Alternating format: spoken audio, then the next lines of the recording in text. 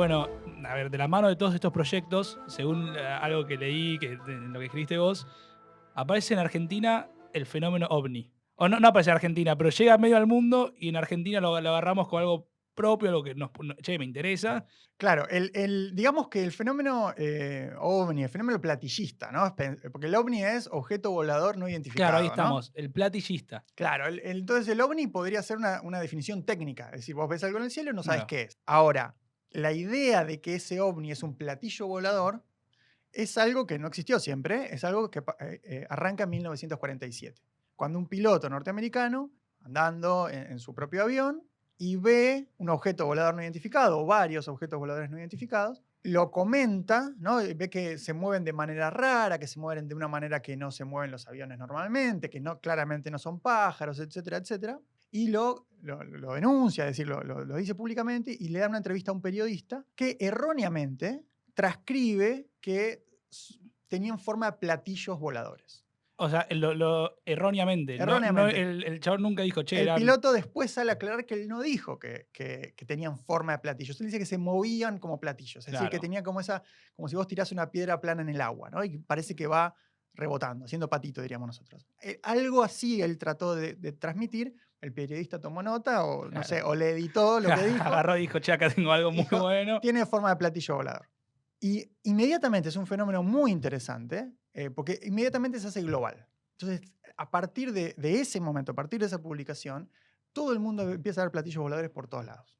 En Pero estos, o sea, los platillos voladores ya era, o sea, platillo volador es igual alienígena, o era platillo volador, no No, sabemos bien qué es, pero es un platillo volador. claro, en un primer momento es el platillo volador. Claro. Y entonces empiezan todas las especulaciones, todas las teorías, todas las teorías conspirativas Claro, de sí. qué es el platillo volador, ¿no? De dónde viene, qué es, qué quiere. Pero es un fenómeno que muy rápidamente se hace global, ¿no? Por el lugar que tiene Estados Unidos, por el lugar de los medios de Estados Unidos. Entonces, que los diarios de Estados Unidos lo retoman y de ahí todos los diarios y las agencias de noticias del mundo lo retoman.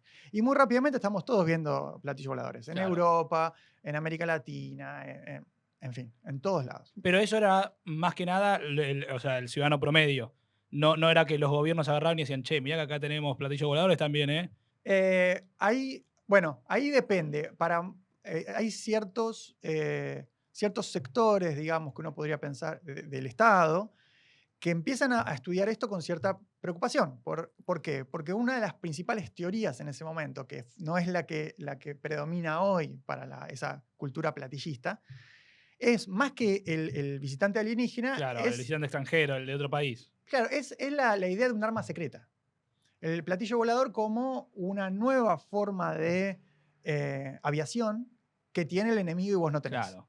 Es decir, los norteamericanos dicen estos son soviéticos y los soviéticos dicen estos son norteamericanos. Ahora, el argentino lo veía y decía, estos son. Son eh, extranjeros, digamos. Son las potencias. Algunos dicen son norteamericanos, otros dicen son soviéticos, otros no saben, pero por las dudas hay que investigarlo, etc. Entonces, para ciertos sectores, todavía no está tan claro, digamos, para las clases dirigentes, etcétera, de que de que no hay nada detrás de esto. No está para nada claro. Hoy en día uno podría decir, bueno, la Fuerza Aérea Argentina está preocupada por los ovnis. Bueno, realmente no. Aunque, nota al pie, si ves un objeto volador no identificado, le podés mandar la foto y hay una persona encargada de mostrarte Sí, por qué no es un extraterrestre. Pero bueno, que hasta ahora eh, todos lo demostraron no es nada. O sea, no, es una mancha en la cámara claro, es un. o es un planeta que, en fin. Pero bueno, en ese momento no está tan claro. ¿Por qué? Porque además la lógica de la Guerra Fría realmente está lleno de armas secretas Claro. que se están ensayando, que se están probando. Es el primer satélite artificial, se lanza en esos años. Se está probando con aviones de todo tipo, con formas muy extrañas, que hoy no es la que vos te imaginas un avión. O sea, aviones sin cola, aviones, ¿no?, en ala delta. En fin, entonces todo eso no es tan ilógico para una mentalidad de la época que, bueno, que el platillo volador Claro. sea otro armamento nuevo que tiene el enemigo y vos no tenés. Y que te está espiando o que lo que Claro, sea. es un pensamiento completamente lógico, o sea, Claro. para la época. Pero bueno, eso va mutando, ¿no? Y de vuelta va apareciendo avistamientos, supuestos avistamientos en todas partes del mundo. En Brasil hay un libro muy lindo de un investigador que ve esto cómo se reproduce en Brasil y cómo de repente todos los diarios de Brasil empiezan a retomar testimonios de gente que vio platos voladores, uno de tal tamaño, otro de tal otro de tal forma, de tal otro. Y también cómo los medios dan manija a eso porque vende, Claro, inventan. Hay obvio. muchos periodistas que, bueno, no tienen noticia, avistamiento de ovnis, ¿no? No estamos vendiendo la revista, bueno, sacamos una historia súper interesante de no solo avistamientos, sino después abducciones, bueno. Entonces ahí se mezcla un poco todo. Y en Argentina efectivamente coincide con el gobierno peronista. Entonces, en Argentina también se empiezan a ver supuestamente estos ovnis o platillos. Y si bien el gobierno no tiene una política, no tiene una posición tomada al respecto, la gente sí lo toma como preocupación. Y bueno, o le escribe al gobierno eh, pensando en este tema, desde toda perspectiva, ¿no? Puede ser o tratando de explicar qué es ese fenómeno, o tratando de construir sus propios platillos voladores. Hay un caso muy famoso también de que se mezcla el platillismo con el espiritismo. Entonces hay dos hermanos, los Duclot, que son muy famosos en la época, que son inventores, pero también son espiritistas, editores, ¿no? Están preocupados por la ciencia, pero una ciencia que hoy diríamos ciencia y pseudociencia también, ¿no? Esa frontera tal vez no estaba tan clara en los 40, en algunos casos, y que supuestamente conectan con un visitante extraterrestre a través del espiritismo, y entonces ellos tienen la teoría de que los ovnis son extraterrestres, e incluso que pueden ¿Es predecir... la primera teoría que sale de extraterrestres o No, no, ya venían, como que lo venían escuchando y dijeron, hay otras, yo no podría decir que es la primera, no, hay "Mm, muchos otros. Pensá que también se conecta esto con ficciones y claro, con cuestiones de más largo plazo, ¿no? La idea del habitante extraterrestre o de la visita extraterrestre a la Argentina no comienza necesariamente en el 47, pero en el 47 como que se claro, conectan las dos cosas, ¿no? Ese avistamiento de platillos voladores y después, cuando se cae un poco la teoría del arma secreta, lo que queda en esa cultura platillista es la idea de que el platillo volador es la nave extraterrestre, claro. ¿no? Que nos está visitando. Entonces quiero decir, hay todo un fenómeno que es global, pero que en la Argentina coincide con el gobierno, los primeros gobiernos de Perón, y que entonces toma el color local también, ¿no? Claro. Entonces están estos científicos que supuestamente iban a predecir, científicos no, perdón, estos espiritistas e inventores que iban a predecir la llegada de un nuevo ovni, y lo esperan la noche que ellos les dijeron que va a venir en la terraza del Cábana, ¿no? Con un montón de periodistas, con un representante del gobierno, ahí que no se sabe muy bien en función de qué va, pero bueno, por las dudas, ¿no? Si aterriza un extraterrestre hay que recibirlo. Por supuesto, ¿no? Al final no Claro, ven no, llegó el nada, extraterrestre, ven una luz medio lejos que alguien dice eso puede ser, tiene un globo eso de Navidad que se ve, mira pero ahí. bueno, no, digamos que es algo que excede mucho a la Argentina, es un fenómeno global. Y esto yo te lo digo así, no tiene ningún éxito y demás, pero los libros que ellos publicaron con las conversaciones con este ingeniero extraterrestre, se venden, ¿no? Y Claro. son bestseller en el momento. Es decir, es un fenómeno de masas realmente. Hoy tal vez no sea similar, pero en ese momento es un tema que está muy presente. Pero es algo Eh, más presente en la gente que en el gobierno. O sea, el gobierno decían, che, vamos a prestarle mucha atención a esto. Y salían a hablar, o sea, daba. no, no. Si le prestaban atención era entre ellos y listo. No, no, el gobierno no tiene una política ni tiene declaraciones al respecto. Claro. No, incluso el peronismo, con todo lo que innovó o con todo lo que apostó a la ciencia en otras áreas, no tiene una política clara, no tiene una política definida en relación a la exploración espacial. Entonces, las primeras instituciones dedicadas específicamente a colocar satélites en órbita o la exploración espacial en general, van a venir después, van a venir con el desarrollismo, ¿no? La CONAE. Bueno, tuvo distintos nombres a lo largo de la historia, pero la actual CONAE, ¿no? La Comisión Nacional de Exploración Espacial. De actividades espaciales, creo que si lo estoy diciendo bien. Eso viene unos años después. Durante el peronismo todavía no tenemos esa agencia o esa apuesta. Es decir, Argentina participa en ciertos foros internacionales, pero más que nada a través de asociaciones privadas, asociacionismo, digamos, ¿no? Hay una sociedad interplanetaria argentina, que por raro que suene el título hoy en día, en verdad lo que busca es desarrollar la cohetería, desarrollar el sector espacial, etcétera, pero todavía no hay una política de Estado detrás de eso, ¿no? Que eso va a venir después con el desarrollismo y demás. Y eso sí también va a tener una continuidad a lo largo del tiempo y Argentina va a tener un desarrollo significativo para los 70. pone un ser vivo, ¿no? Lo logra mandar a las órbitas bajas y recuperarlo con vida, que es un monito que sacan los gendarmes de misiones y demás. Tiene un desarrollo significativo. Se pierde en buena medida en los 90, pero que había llegado a ser bastante significativo. Bueno, pero entonces sí era un fenómeno que a la gente le preocupaba mucho. Y vos me dijiste en un momento que la gente le escribía a Perón preocupada por esto. O sea, Perón tenía el buzón abierto y vos le podías escribir a Perón diciéndole, che, mira, empezar a prestar un poquito de atención con esto porque el otro día en mi jardín vi un plato volador, te pido por favor que hagas Claro, algo. claro. En verdad hay una práctica que es muy antigua, que viene desde el siglo XIX, de gente que le escribe cartas a los presidentes. Pero Perón decía, ¿vos recibís esas cartas o simplemente la gente le escribía para...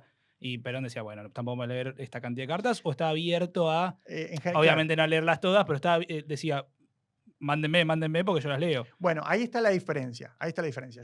Vos podés rastrear de estas cartas que la gente le escribe al presidente o al gobernante, digamos, en Argentina y en otras partes, muy para atrás en el tiempo, ¿no? En Argentina, desde el siglo XIX, esto sucede. Es principio del siglo XX, claramente. La particularidad del peronismo es que en un contexto muy particular, que es la elaboración del segundo plan quinquenal, ¿no?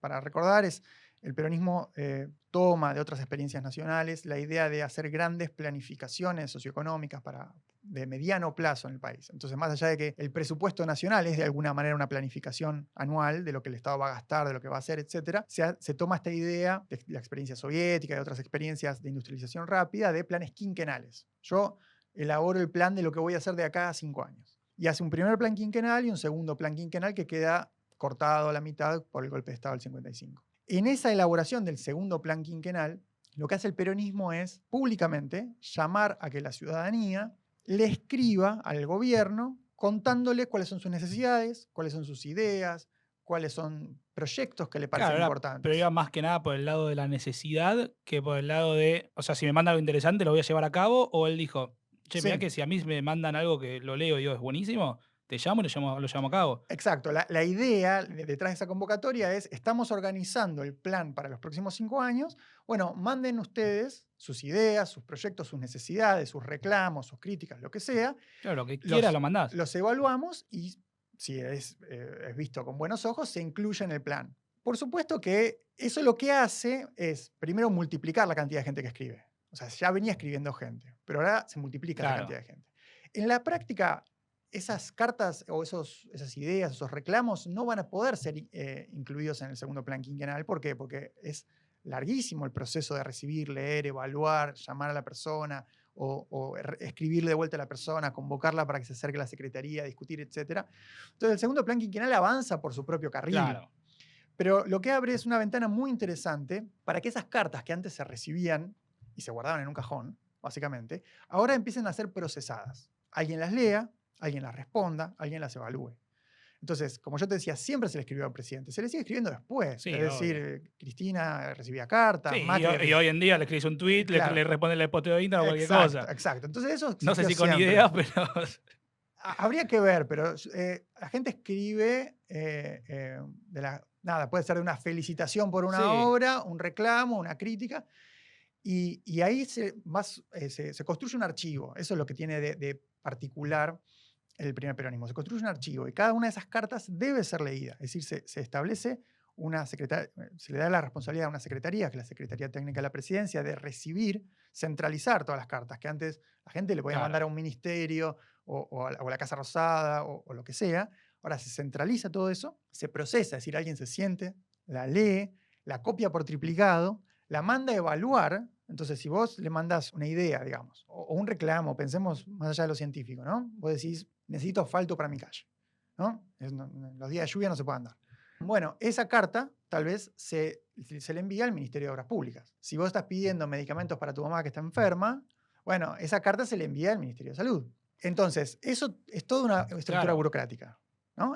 Que desde el punto de vista de la investigación histórica está buenísimo. ¿Por qué? Porque genera un archivo. Entonces esas cartas no se perdieron. Están todas, Claro, digamos, guardadas y segmentadas, porque si hacía eso, entonces... exacto, están procesadas. Entonces, y además lo interesante es que hay un diálogo. Ya no es la carta que se recibe, tipo, le mandé una carta al presidente y a lo mejor podría llegar a recibir gracias por la carta, ¿entendés? Pero Claro. ahora se le escribe a la persona y se le explica por qué se hizo lo que se hizo, o por qué su idea no va a funcionar, o se le pide más detalles. Entonces hay un ida y vuelta, hay un diálogo realmente en el sentido más estricto de la palabra. Ahí más o menos en esa década se reciben arriba de 20.000 cartas, Sí. con todo tipo de reclamos, ideas, proyectos, críticas, etc. De todo ese gran archivo que está en el Archivo General de la Nación, lo que hice yo particularmente fue concentrarme en aquellas cartas que tenían algún tipo de idea o proyecto científico o tecnológico. Hay otros historiadores, historiadoras que han ido a esas mismas cartas para buscar otras cosas, Claro. problemas de salud o cuestiones relacionadas al consumo, cartas de amor que la gente le escribía a Perón, lo que sea, ¿no? Hay otras aproximaciones. Yo hice ese trabajo de separar aquellas cartas que tienen algún componente científico o tecnológico. Y ahí me quedé con un universo de cartas de 500. Hay 500 cartas, que puede haber más, pero bueno, es un archivo que en su momento estaba poco catalogado, entonces había que ponerse Claro. a mirar una por una casi. Hay 500 cartas que tienen alguna idea científica o tecnológica. Y ahí está lo que yo te decía de la gente que le explica a Perón qué son los ovnis. Claro, pero ellos le explicaban, le decían, yo sé lo que es un ovni, un platillo volador, te lo explico acá. No era preocupación, sino ya era, che, date cuenta, abrí los ojos. Hay de todo, hay de todo. Hay gente que le dice, esto no hay que preocuparse, esto es un fenómeno natural, bla, bla, bla. Hay gente que dice, estos son armamentos de las potencias y la Argentina tiene que poder defenderse de esto, es decir, tenemos que construir nuestros Claro, propios platillos voladores, básicamente. Hay gente que no está preocupada, al contrario, que dice, es una máquina, como cualquier otra. Entonces, claro, vos bueno, relajate, ni le, ni le claro, presté atención. vamos a construirla nuestra propia. Hay gente que hace sus propios modelos de Y un los platillo mandaban ahí volador. en la carta, o sea, adjunto modelo de la Mandan, carta y. mandan el plano, algunos. Otros directamente supuestamente lo ha construido un platillo volador de, creo que tiene 1 metro o 1,5 metros de diámetro, y supuestamente lo ha hecho volar. Y sale, incluso en su diario local, sale una fotito de la persona y del platillo volando y demás, y se lo convoca para que traiga el prototipo. Bueno, no lo tiene más porque lo desarmó para hacer otra cosa. Es decir, ahí también, más allá de los proyectos específicos, lo que se ve es, hay una sociabilidad y hay una cuestión del inventor popular, ¿no? Es Claro. decir, que hoy está haciendo un platillo volador porque le resulta divertido y mañana lo desarma porque bueno, necesita esas piezas para armar un auto o para armar una máquina que se le ocurrió, etc. Ahí hay algo del ocio mecánico, ¿no? De trabajar en tu taller del fondo o en el altillo, y es un divertimento para mucha gente. Para otros es una apuesta de un negocio también. Pero digo, ahí hay toda una sociabilidad que es muy interesante porque en muchos casos es invisible. Es decir, esa dinámica de la persona que, bueno, sus ratos libres, el domingo, se va un rato al altillo y trabaja en una fórmula química que supuestamente va a revolucionar algún campo, o en inventar una máquina, ¿no? Un móvil perpetuo, la máquina de móvil perpetuo, que es una obsesión permanente de estos inventores. Bueno, no te quedan a vos, como historiador, historiadora, no te quedan huellas de eso en general. ¿Por qué? Porque son personas que no escriben libros, son personas que no salen en los diarios.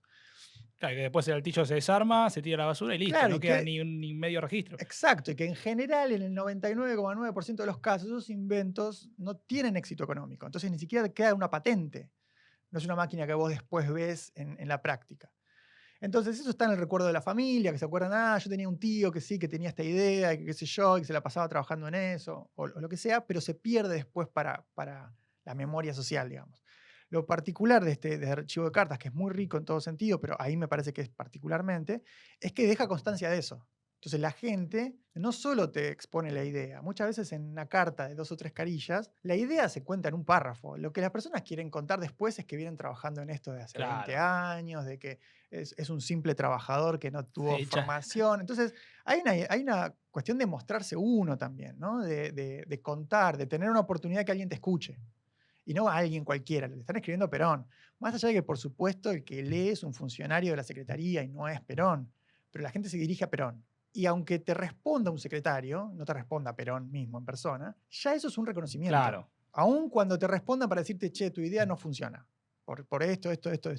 Es interesante igual, ¿por qué? Porque cuando vos te hacen tu evaluación, por más de que sea negativa la evaluación, viene firmada por un secretario de Estado, te dicen que la mandaron a evaluar a una comisión especializada. Entonces, te están dando importancia, te están dando legitimidad, te están haciendo parte de una discusión de la que antes no eras parte. Tenés una carta que viene del Estado con el sello de presidencia y demás. Claro, y quizás lo que vos pensabas que servía, lo vieron especialistas y dijeron, che, ¿nos sirve? O quizás alguna respondían, le puedes cambiar esto, le puedes cambiar lo otro, o puedes centrarte más en. Exacto, ahí la variedad, la diversidad de cartas es total. Tenés Sí. gente que escribe ya con delirios místicos y Sí. cuestiones, los ovnis o lo que sea. Hay una persona que dice que inventó una pistola atómica. Y la descripción es eso, pistola atómica, Claro. no explica nada más. Entonces es imposible de evaluar. Se lo mandan a la Comisión Nacional de Energía Atómica, efectivamente, y Venía a dicen, verme, pero avísame antes porque si no claro, disparo. y después le dicen, manda un plano, manda algo, Y o nunca una más apareció. claro, no hay nada detrás. Pero hay otra gente que no, que al contrario, que son trabajadores de una industria, o un pequeño industrial, o un trabajador agropecuario, y que te dice, mira, por el problema de divisas, ¿no? Que también había un problema de divisas en ese momento, la falta de dólares, no podemos importar cosechadoras. Y bueno, yo me fabriqué una para mí. Y te manda la foto, y te manda la foto del tipo trabajando arriba de la máquina y anda, digamos. O una fabricadora de ladrillos, o lo que sea. O gente que trabaja en la industria y te dice, mirá, tal máquina que nosotros usamos para la industria del envasado, se me ocurrió tal pieza que la haría más eficiente. Y funciona, digamos. Y incluso muchos la logran patentar, que es muy difícil. Claro, ahí las dos preguntas que me salen es la pregunta divertida, que es los proyectos más ridículos que mandaron, y la pregunta más, o sea, seria que se puede decir es, si alguno de esos proyectos que le mandaron lo agarraron, lo tomó el gobierno, dijo, bueno, vamos a lograr en esto, y llamaron al tipo que le escribió, a quien sea, y dijeron, vení y trabajamos con vos, o te lo financiamos, o lo que sea. Bien, arranco por la segunda. Sí, El mejor de los casos, en el mejor de los casos, digamos, el gobierno nunca toma la idea en manos propias. Pero en muchos casos la evaluación es positiva. Le dice, sí, esto está buenísimo, funciona, probalo. Y en el mejor de los casos lo que hacen es derivar esa idea, esa propuesta, a el Banco de Crédito Industrial, que era un banco estatal específicamente apuntado a dar créditos a la industria. o sea, simplemente lo que hacía el gobierno era el financiamiento. No es que te mandaba algún científico o si le gustaba mucho la idea te decía venía a laburarlo en nuestro laboratorio, sino No. te lo financiamos, está todo bien, pero vos armate todo el. Claro, te lo financian, por supuesto, con un crédito, Claro, ¿no? obvio. Pero en ninguno de los casos, por lo menos que yo pude reconstruir, en ninguno de los casos el Estado interviene de manera directa. Dice, te contratamos para que pongas un laboratorio. ¿Y hay constancia alguno que lo financiaron con el crédito y todo, se hizo y tuvo algún tipo de éxito? Eso es una cuenta pendiente que tengo yo. No lo pude rastrear en buena medida porque los archivos del Banco de Crédito Industrial, que no existe más, se perdieron en buena medida esos archivos. No digo que sea imposible esa reconstrucción. Digo que yo no la pude hacer todavía, es una cuenta pendiente, porque es una pregunta muy, muy lógica, ¿no? Es decir, bueno, más allá de que la gran mayoría no haya llegado a buen puerto, la mayoría de estos proyectos, bueno, probablemente algunos sí. Probablemente alguna pyme, diríamos hoy, nació de esa idea y consiguió un crédito del Banco Industrial y funcionó, porque muchos incluso ya escriben con la patente, ¿no? Muchos otros no, el registro de patentes es como un obstáculo muy grande para estos inventores, porque requiere invertir, requiere un conocimiento técnico para explicar, para el dibujo técnico, que no todos tienen. A lo mejor hay una carta muy explícita en este sentido que dice, un mecánico del automotor. Y dice, a falta de piezas importadas, yo hice mi propio, ya no me acuerdo, carburador. Sí. Y lo hice. Pero cuando lo quiero ir a patentar, me piden que haga una descripción técnica, un dibujo en tal escala, con tal perspectiva, qué sé yo, y no lo sé hacer. No sé dibujo técnico. Entonces, al final tengo que contratar ingenieros para que traduzcan lo que yo hice en la práctica a ese lenguaje que me pide el registro de patentes. Yo no tengo ese capital. Es muy interesante, entonces él cuenta incluso hasta una anécdota que va al registro de patentes y le lleva la pieza y se la tiran en el Claro. escritorio al encargado y le dice, ahí está, ¿por qué no la puedo patentar si ahí está? Y le muestro y funciona.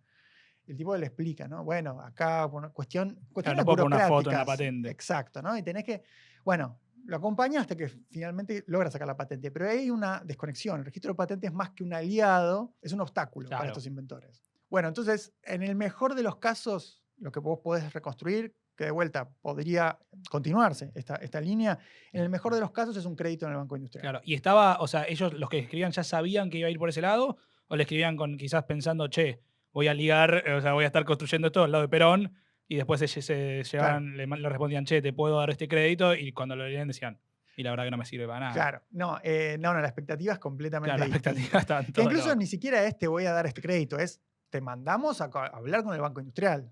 Después el banco tiene Claro, sus propias era. lógicas ¿no? Para acceder a eso o no. Entonces es muy difícil. Finalmente habrá algunos que tal vez lo haya logrado, probablemente sí, alguno en ese gran universo de cartas. Pero, de vuelta, eso habría que chequearlo. La expectativa es completamente distinta. Claro, sí, la Es expectativa completamente era. distinta. Es o que el Estado se va a hacer cargo directamente en la mayoría de los casos. En muchos otros casos, la gente está esperando que le paguen. Muchos, no todos, pero hay muchos que están esperando que le paguen. Yo le estoy dando una idea brillante y cuando le piden más detalles, le dicen, no, si querés más detalles, Sí, tipo, esta vení. idea se vende, digamos. No está. Muchos otros no, muchos dicen, esta idea la pongo a disposición del Estado. Cedo mis derechos de patente, mis derechos de autoría, la pongo al servicio del Estado, o al servicio del partido, o al servicio del movimiento. Depende ahí la persona y la afiliación política, ¿no? Claro, pero más o menos cuando se vende el plan quinquenal, cuando lo vende, un poco le da la libertad a la gente a pensar, decirle, bueno, si tanto quieren las cartas y si piden que escribamos, y si yo le escribo se va a hacer cargo él y lo van a incluir directamente ahí en el plan. No es que me van a decir, bueno, hacelo vos como te salga. Claro, el tema Era es, lógico que la gente piense así un poco. sí, totalmente. Además, se abre una ventana de oportunidad para que vos escribas con cualquier cosa, digamos. Entonces, más allá que el plan se incluye en otros proyectos que tiene el peronismo, que tiene un programa en esa época también que se llama Perón quiere saber lo que el pueblo necesita. ¿No? Y esta idea de contame vos, Claro. la idea es ese diálogo directo entre Perón y el pueblo. ¿No? Contame vos directamente qué te pasa en tu También provincia. sabría por carta o él ese era Ahí más después, ir a recorrer hay varios, hay varios proyectos que convergen más o menos con esta idea. Hay otros que son más en la línea de un cuestionario que llena la persona, en fin. Pero las cartas están insertas dentro de este como paraguas, digamos, de la participación sí, de la participación de abajo hacia arriba, ¿no? Ahora, parte de esa expectativa muchas veces también es conocer a Perón. Claro. Entonces, a vos te escribe un secretario y te dicen, bueno, necesitamos más detalles. Y una respuesta muy típica, que aparece varias veces, es, yo los detalles solo se los doy a Perón. Es como, no confío en nadie más, no confío en ningún intermediario, no confío en nadie, yo se los doy a Perón. Por supuesto, muere ahí Sí, esa, obvio. esa iniciativa. Pero digamos, uno podría pensar, efectivamente la persona cree que le van a robar la idea, no la quiere poner por escrito Claro. en carta, o puede ser una excusa para conocer a Perón. Digo, ¿no? También es posible eso.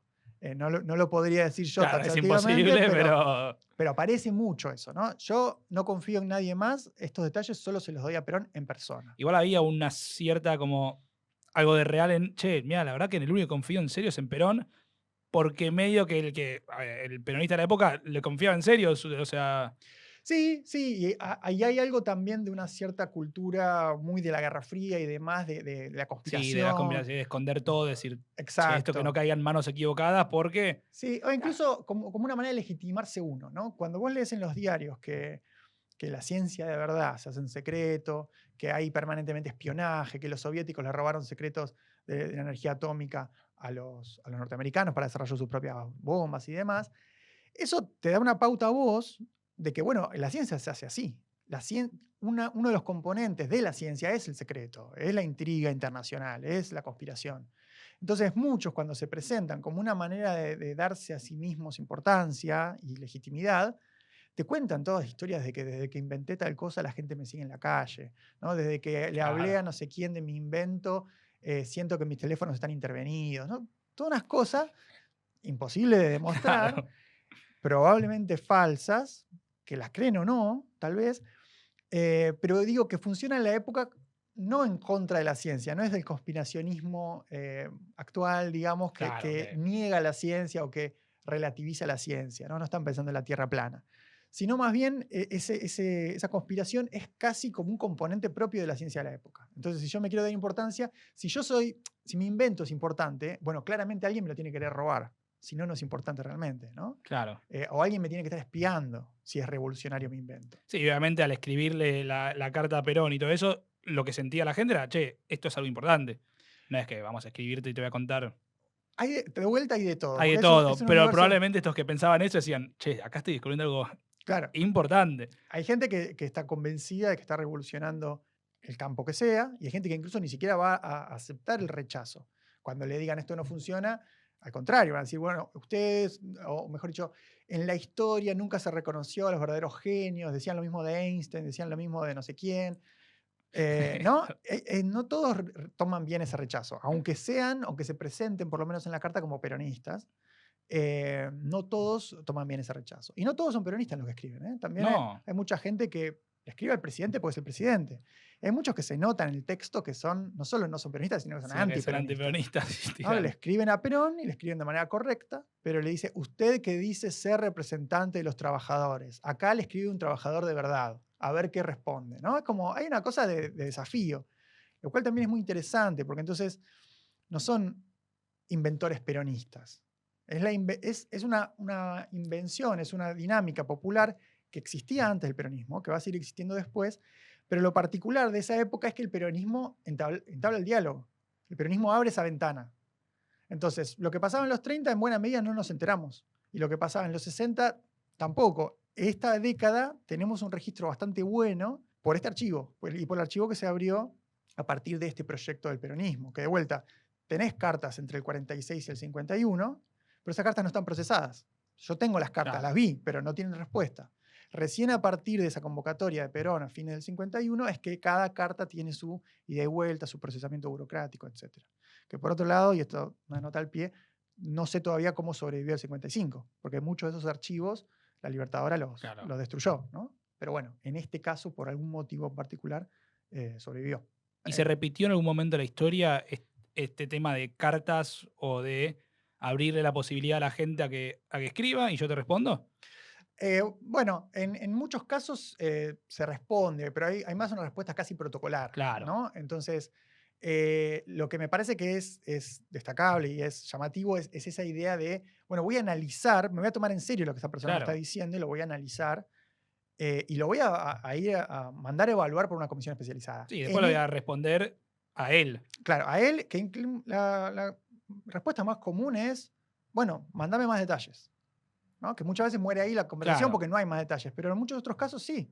Le mandan un croquis, le mandan un dibujo, se acerca la persona a la Secretaría Técnica, se sientan y hablan sobre el proyecto, y aunque te lo rechacen, le recomiendan libros para leer, le dicen, mira, esto no funciona por tal motivo, o mira, te recomiendo tal cosa, esto que vos inventaste está buenísimo, pero ya está hecho, ya claro. existe, o está esta otra máquina que hace la Claro que misma hace función muchísimo y mejor ya y está.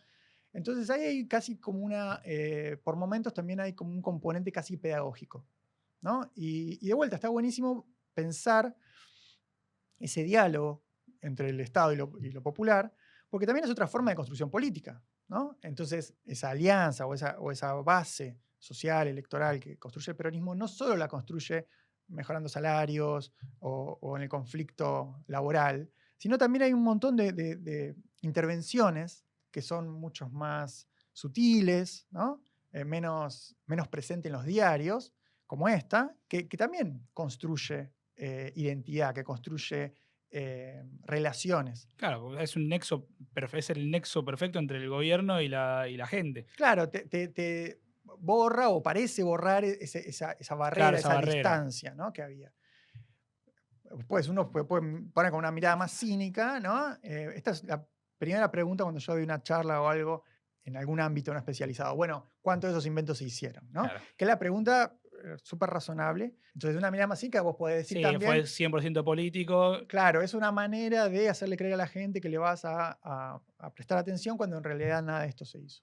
Yo no creo que eso sea una lectura muy útil porque si querés hacer eso, Claro, realmente. no segmentas las cartas, respondés todo así nomás y Exacto. Y nosotros tenemos acceso en ese archivo a la evaluación que hacen los propios funcionarios, los propios técnicos. Y los funcionarios, no en todos los casos, por supuesto, pero en muchos casos, ven esas ideas con buenos ojos. Es decir, no están diciendo, bueno, dale, responderé cualquier cosa y seguimos. No, están diciendo, bueno, ojo que esto puede funcionar, ojo que esto puede ser útil para tal sector. Más allá de que después funcione o no, digo, ahí desde el propio Estado hay un reconocimiento de que en muchos casos hay una experiencia directa de esas personas que escriben. Entonces, alguien que trabajó 20 años en la minería y bueno, tiene una idea muy ligada al trabajo en la minería. O escriben, por ejemplo, muchos jubilados, ¿no? Personas que ahora tienen tiempo libre y que trabajaron 30 años, 40 años en un ámbito específico. Bueno, tienen un montón de ideas de cómo mejorar el trabajo en ese sector. Bueno, y tienen la oportunidad ahora de escribir y mandarlas al Estado. Escriben, por ejemplo, muchos ferroviarios. Ahora que los trenes se nacionalizaron en el momento, dicen, bueno, es el momento para que el Estado mejore tal cosa, la señalización, esto, aquello, y bueno, y se escribe. Ahora, como te digo esto, después tenés otro conjunto de cartas que parecen más ligadas a la ciencia ficción Claro, eso. ¿no? que a la idea puntual, concreta, cotidiana. Y ahí tenés de todo. Gente que... Es que puedo imaginar, o sea, pasaría algo y si abrís eso, ahí, o sea, imagínate con los conspiranoicos, te pueden llegar a mandar cualquier cosa. Sí, por eso. Todo eso está. Y también es interesante, ¿no? Porque se corre la frontera entre ciencia y ficción, ¿no? Y hay gente que hasta piensa grandes proyectos de infraestructura que no es que sean Sí. fantasiosos, pero son tan ambiciosos que son... Es que yo me imagino que los más ambiciosos de todos deben ser esos. O sea, Bueno, te pongo un ejemplo para que te des una idea del el grado de ambición. Hay una persona, un oficinista, que le escribe a Perón, dice, me fui, este verano era imposible trabajar, era imposible disfrutar, qué sé yo. En Buenos Aires no se puede trabajar en verano por la humedad. Entonces a mí se me ocurrió una idea, que es básicamente desviar todo el curso del Río de la Plata para que rodee a la ciudad de Buenos Aires por el interior. Entonces, es desviar todo el Río de la Plata, imagínate lo que sería eso, para que pase por a Uruguay ni le preguntamos, o sea, lo hacemos No, nosotros. lo hacemos nosotros. Para que pase por el centro de la provincia de Buenos Aires, riegue la provincia de Buenos Aires, y entonces en el hueco que queda donde antes estaba el Río de la Plata, entra el mar. Entonces Buenos Aires va a tener playa de mar. Entonces no es solo que te evitas la humedad que supuestamente te trae el río desde el Amazonas, Además, la otra vez idea- un turismo que sino que olvidar. Buenos Aires pasa a tener playa, ¿no? Se hace una ciudad balnearia. Y de vuelta, el Río de la Plata riega toda la pampa húmeda y lo llevas hasta no sé dónde, ¿no? Y Buenos Aires, la ciudad de Buenos Aires quedaría como una especie de isla, ¿no? Entre el río y el mar. Bueno, nada, imagínate lo que sería eso, ¿no? El río más ancho del mundo, desviarlo por el interior de la provincia de Buenos Aires. Pero así también hay muchos otros. Ahora hay una... Para, y eso le respondí, o sea, eso también se toma el tiempo de responderles y decirles, Todo, mira, la verdad que o sea, muy lindo, ojalá podamos bajar la humedad, a mí también me molesta, pero no sé si es la manera. todo, porque y eso es también parte de lo interesante. La directiva política es que todas las cartas se respondan, todas. Todas las cartas se evalúan también. Entonces, eso lo tuvieron que mandar también a un ministerio, Claro. al Ministerio de Obras Públicas, supongo que habrá sido, para que lo evalúen. Por supuesto, la evaluación es negativa, Sí, esto obvio. es un delirio, no se puede hacer. Pero no importa, se tiene que sentar un especialista a escribir esa carta. Y yo tengo el dato, no en muchos casos, pero tengo el dato de algunas personas, por ejemplo, en Comisión Nacional de Energía Atómica, que era un momento también, por momentos molestaba que te roben tiempo para responder esa carta, pero también era algo divertido para mucha gente, ¿no? Claro. Se mataban de la risa y comentaban, mirá lo que llegó, y Es se lo que era lo más pasaban. divertido, estás ahí en la oficina, ataca, uy, che, mira Claro. es genial. Entonces, ahí también, digamos, no siempre se tomó bien, ¿no? Por parte de los especialistas, que bueno, yo tenga que perder mi tiempo valioso en responder esta cuestión que no tiene sentido. Pero bueno, la directiva era que son empleados del Estado y que tienen que estar al servicio Claro. de responder estas iniciativas, ¿no? Entonces, en todos los casos se tiene que responder, en todos los casos se tiene que evaluar.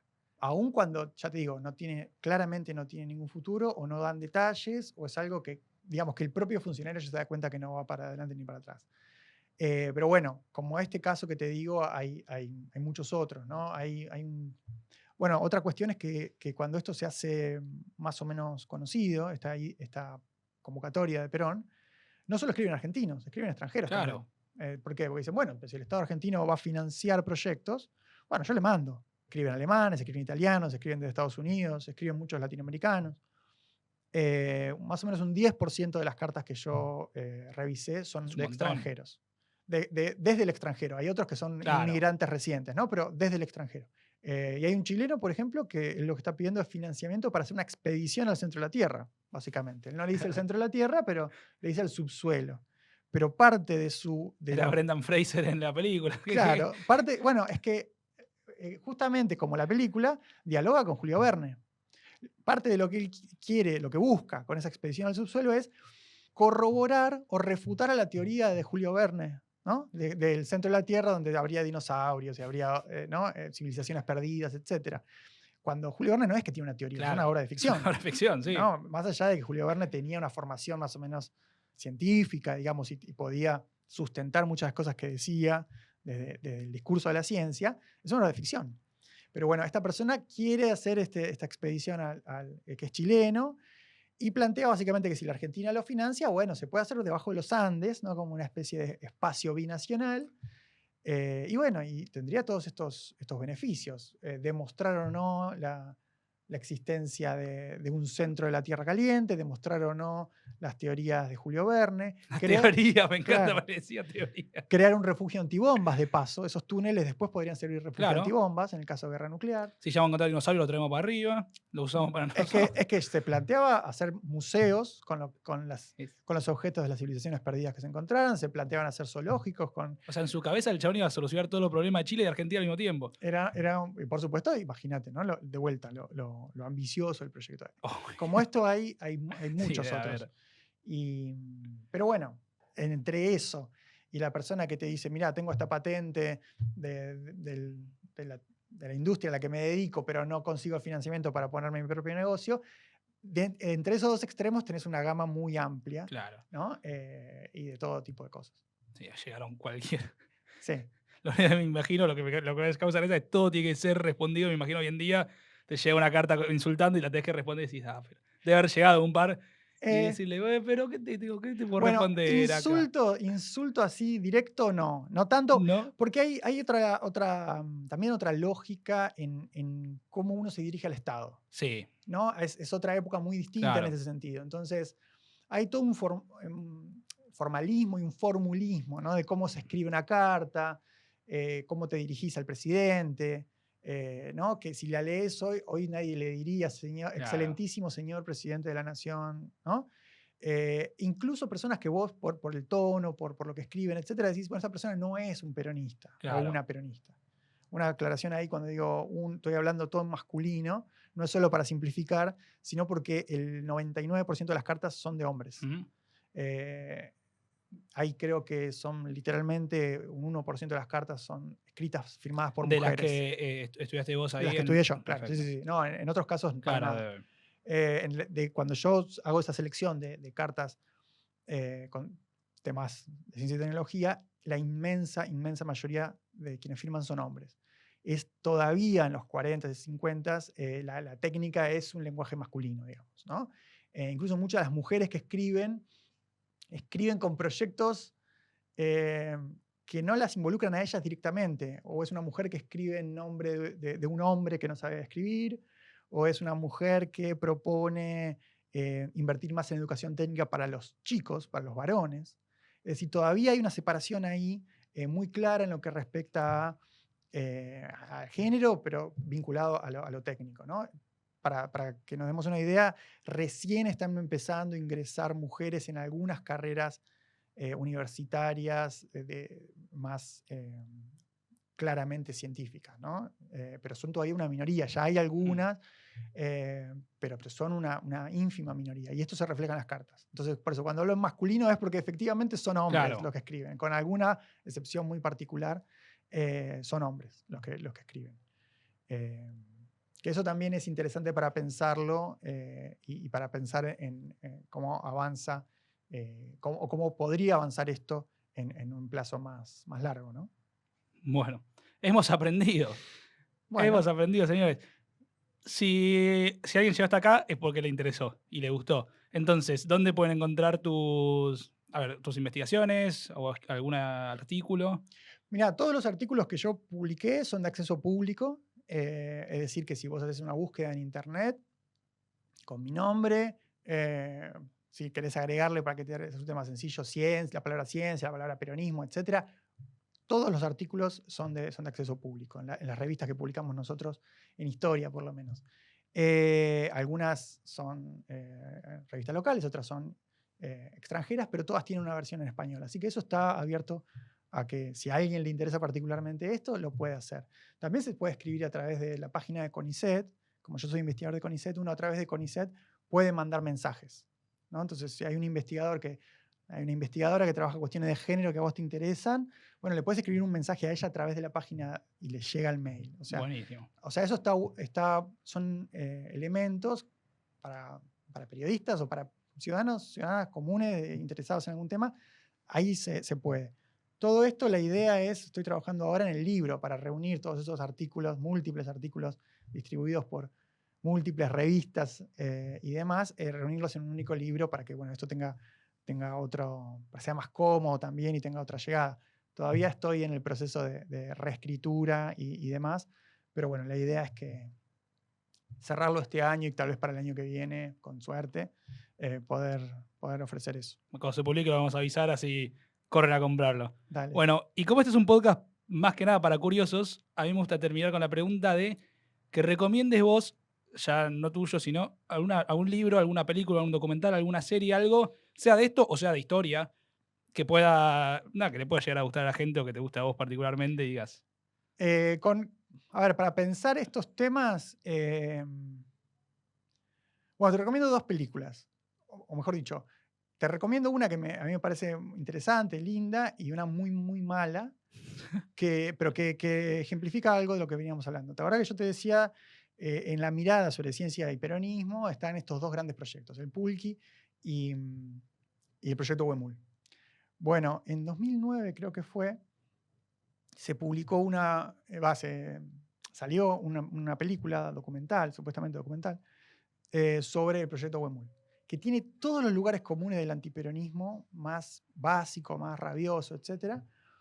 Está toda mal hecha, está deformada la historia, está exagerada bueno, es History Channel, lo había sacado, que se llama Project Huemul, pero Project escrito con... ¿Hecha afuera o hecha acá? Está parte en parte, pero el director es extranjero, creo que no sé si es chileno el director, pero sí, hecha para el History Channel y demás. Se llama Project Huemul, pero Project con J, como si estuviese escrito en alemán, con K, si no me equivoco. El Cuarto Reich en la Argentina. O sea, directamente Claro, ya sí. son los nazis en la Argentina, como esta persona, ni siquiera alemana, pero era austríaca, no había tenido nada que ver con los nazis, pero no importa. Se vincula con este mito de que la Argentina estaba llena de nazis y demás.